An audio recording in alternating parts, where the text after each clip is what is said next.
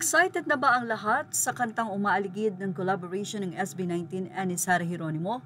Ang ilan ay nadinig na nga ito sa Spotify. Siyempre, ganun pa man, iba pa rin kapag nakita mo na habang kinakanta nila ito ay nandun din ang music video na mapapanood nga ngayong alas 12. Meanwhile, narito naman ang theory ng isang Mark Santos Facebook. Aniya, me personally, I am so excited to see what's the storyline and what's this music film is all about.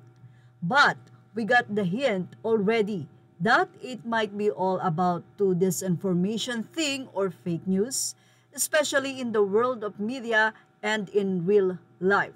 False accusations without strong evidence. But I see they have different personalities and characters in this music film. At sense ko talaga na ang role ni Sarah G dito ay isang reporter or investigator. Ang madadamay siya sa krimen, which is mapapasama siya sa mga hinihinalang suspect. The first photo teaser also na may blood yung cam recorder and doon naiikot yung twist and all kung sino ang may sala or sino ang mga inosente, papasok yung disinformation, ang false accusations sa kwento. Kaya ang paalala sa atin sa teaser, di ba? Manatiling imulat ang mga mata dahil paiikutin tayo at pag-iisipan tayo ng music film na to. Ha ha ha! Malay natin, baka kahit sa ending, hindi natin malaman kung sino ang tunay na gumawa. Hula ko pa lang naman to sa takbo ng storya, ha ha ha. I just wanna know your thoughts too. Share naman dyan. Napakarami na nga pong theory at parang napakatagal ng ilang oras pang paghihintay. Well, kagabi ay tinignan nga natin ang mga nag-aantay at narito po ang kanilang mga komento. Anila, di ko mahanap sa Spotify. Yung music film to. Okay po, salamat. Yan yung mga sinasabi nila, usapan nila at sabi nga nila, sobrang tagal nga daw ng magdamag.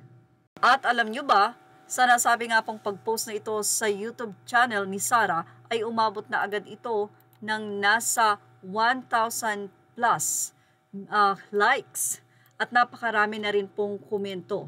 Ang comment ay halos umabot na nga po sa 352. As of now lang po yan at napakarami na ang nag-iintay. Kaya naman ilang mga komento ang ibinahagi natin dito sa ating update. Narito ang say ng mga fans na nag-aabang.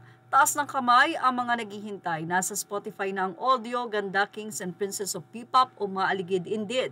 Grabe ang ganda ng kanta. Congratulations SG and SB19, Popsters, mag-ingay. Iyan po yung mga nakadinig na sa Spotify. Grabe ang ganda ng song, pang international level talaga. Kabog, collab of the year na this.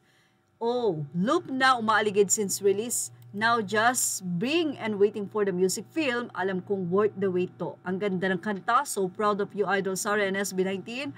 Great choices of genre music. I love it. Galing mag-rap ni Sarah G.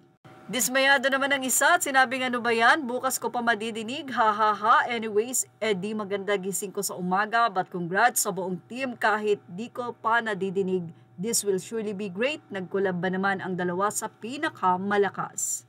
Thank you for watching. Images are all credit to the rightful owners. Please like, share, and subscribe.